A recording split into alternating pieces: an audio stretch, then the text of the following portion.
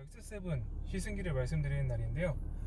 이곳은 서삼릉 길이라고 해서 굉장히 어둡기 때문에 이제 뭐 하이빔 어시스턴트라든지 여러 가지 기능을 사용을 해볼 수 있는 길인 것 같아서 이곳으로 준비를 해봤습니다. 자, 그럼 한번 출발해 보도록 하겠습니다.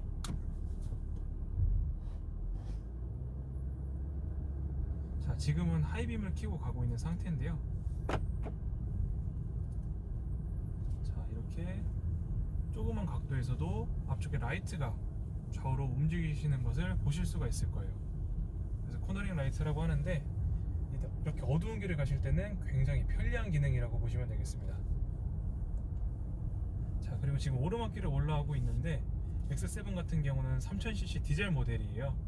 이제 디젤의 소음 같은 경우도 실내에 얼마나 유입이 되는지 확인을 해보시면 좋을 것 같습니다.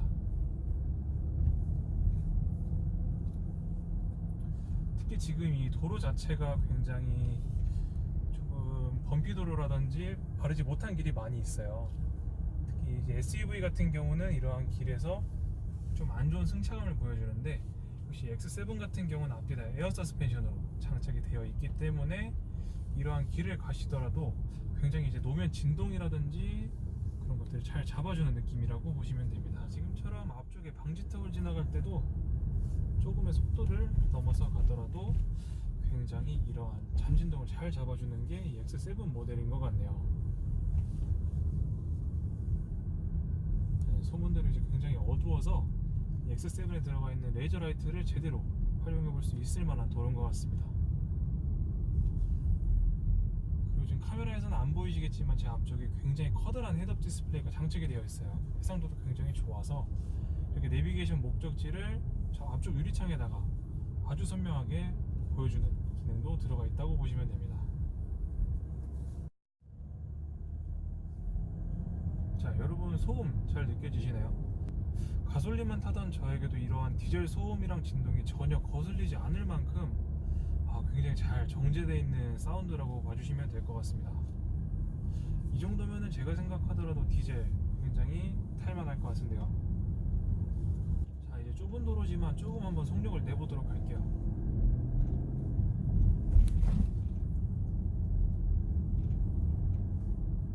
이제 이렇게 좁은 도로에서도 이제 빠르게 코너링을 했을 때도 어느 정도 롤링이라든지 피칭이 굉장히 잘 잡힌 차종이라고 보시면 되고, 특히 에어 서스펜션 같은 경우는 앞서 말씀드렸다시피 80mm 정도까지 조절이 가능합니다.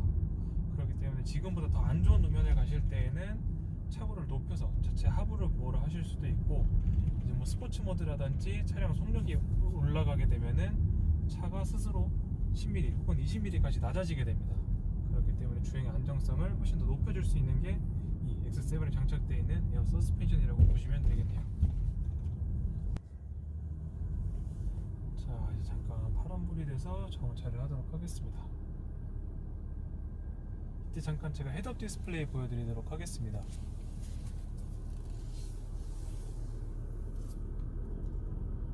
이런 식으로 해서 내비게이션 방향이라든지 속력이라든지 아니면은 이런 식으로 이제 음악 컬렉션 혹은 라디오 주파수까지 다 표현이 됩니다. 이제 주행을 하시다가 보통 이제 요즘 주행하시는 분들이 양손으로 핸들 꽉 잡고 경직돼서 주행하시는 분들은 거의 없으실 거라 생각이 됩니다. 보통 이제 시트에 편안하게 기대신 다음에 한 손은 뭐 기어 노브 위쪽에다가 보통 놓고 주행을 하실 텐데, 그때 지금처럼 이제 제스처 컨트롤을 사용을 하시게 되면은 굉장히 편리하게 볼륨 업다운이라든지 지금처럼 뭐 다음 노래라든지 아니면은 어떠한 명령어를 입력을 하시게 되면은 그러한 명령어까지 이 제스처 하나만으로 실행이 가능하다고 보시면 돼요. 그래서 특히 반절 주행 기능 하실 때 굉장히 유용한 기능이라고 보시면 될 것 같습니다. 자, 그러면은 X7에 현재 장착이 되어 있는 반절 주행 기능 드라이빙 어시스턴트 프로페셔널이라고 하는 기능 한번 시연을 해보도록 하겠습니다. 자, 지금 속력은 60으로 맞춰놨고요.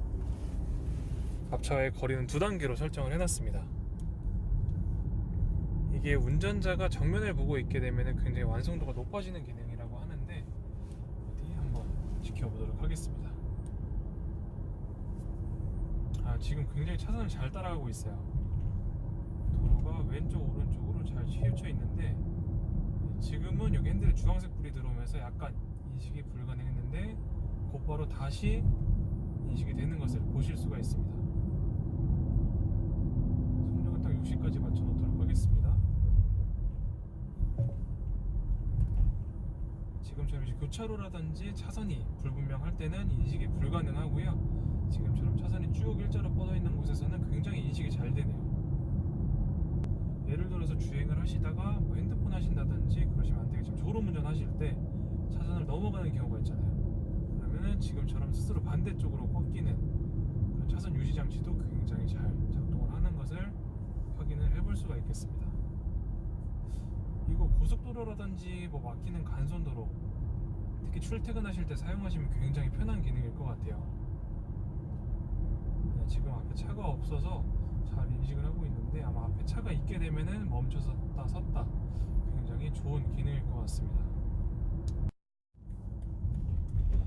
지금 X7 굉장히 핫한 차량이고 많은 사람들이 X7에 대해서 관심을 가지고 있는 것 같아요. 저 스스로도 이제 X7에 대해서 굉장히 관심이 많은데 특히 이제 X7 같은 경우는 제가 상담을 받았을 때는 굉장히 오래 기다려야 된다고 하더라고요. 일단 그래서 제가 개인적으로 한번 생각을 해봤는데 우선 X7이 생산되는 장소가 미국입니다. 미국인데 현재 SUV를 소비하는 가장 큰 나라가 미국이에요. 그렇기 때문에 이제 미국에서 생산이 된 만큼 아무래도 일단 미국 쪽에 먼저 물량을 주기 때문에 아시아권 같은 경우는 그거만큼 물량이 못 들어오는 걸로 제 개인적으로 생각이 들고요. 그리고 이제 제가 들었던 바로는 출시가 되면서 지금까지 X7 대기하시는 분들이 약 한 400명 정도가 있다고 해요.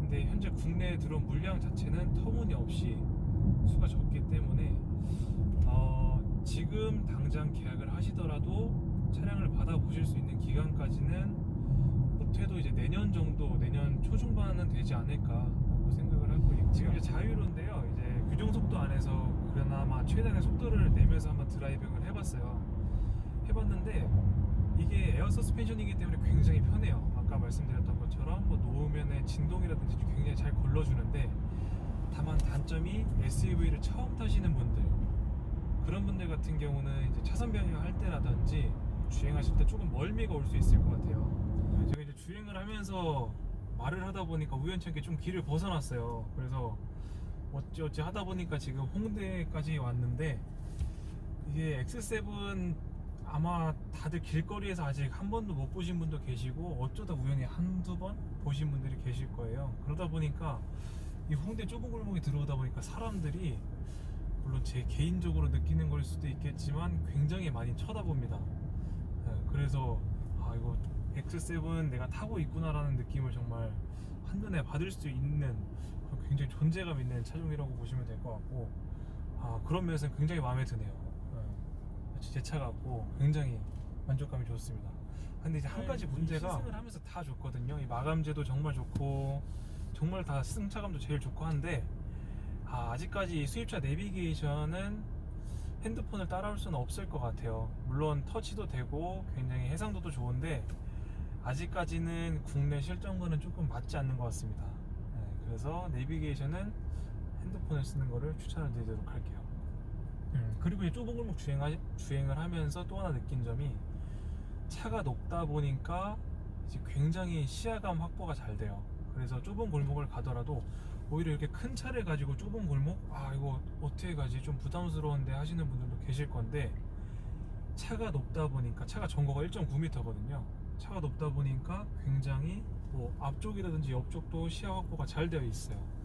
그리고 특히 이 차종 같은 경우는 이런 식으로 서라운드 뷰가 굉장히 해상도가 높게 들어 있습니다. 그래서 아무리 좁은 골목 같더라도 이러한 옵션들을 사용을 하게 되면은 굉장히 편리하게 골목길을 빠져나갈 수가 있을 것 같아요. 제 차뿐만 아니라 이제 뭐 친구들 BMW를 타보면서 항상 불만이었던 게 블랙박스예요. 이것은 뭐 저뿐만 아니라 카페에서도 얘기가 많이 나오고 있고 실질적으로 사용자들이 많이 불만을 갖고 있는 건데, 이게 명칭은 BMW 에이스 2.0이라고 하더라고요. 이제 2.0으로 바뀌면서 디스플레이가 사라졌어요. 그래서 핸드폰에 앱을 깔아서 연동을 시켜서 이제 거기서 각종 설정을 바꾸고 화면을 볼 수 있다고 하는데, 우선 연동하는 방법이 저 같은 일반인으로서는 너무 복잡하고 힘듭니다. 저도 처음에 이거 연동하느라 한 2, 3일은 계속 씨름을 했거든요. 그리고 겨우 도움을 받아서 연동을 했어요. 근데 또 하나의 문제가 발생을 했습니다. 너무 느려요. 영상을 볼 때 제가 원하는 영상을 찾아서 보려면 적어도 2, 30분은 꼬박 이 블랙박스 앱을 잡고 있어야 돼요. 그런 식으로 굉장히 버퍼링도 있고, 또 하나의 문제점은 해상도가 굉장히 안 좋습니다. 요즘 뭐 일반적인 시중에 파는 제품들도 다 뭐 풀 HD 굉장히 높은 화질을 가지고 있는데 얘네도 지금 풀 HD라고 얘기는 하고 있는 것 같아요, 매뉴얼 상에. 근데 실질적으로 녹화된 영상을 보게 되면은 해상도가 굉장히 떨어져요. 그래서 뭐 밤에 주행했을 때는 당연히 앞차의 번호판이 인식이 안 되고, 심지어 낮에도 잘 인식이 안 되더라고요. 그래서 오히려 해상도 같은 경우는 뭐 1.0이랑 차이를 모르겠고, 왜 더 불편하게 이 AS 2.0 이 디스플레이를 없애는 블랙박스를 선택을 했는지 개인적으로 굉장히 궁금합니다. 혹시 거의 시승 막바지에 다다랐는데요. 한번 결론을 내려볼게요. 우선 X7 같은 경우는 제가 생각하기로 가격 대비 굉장히 메리트가 있는 차종입니다. 뭐 실내 공간도 그렇고 옵션도 그렇고 SUV답지 않은 승차감도 그렇고요.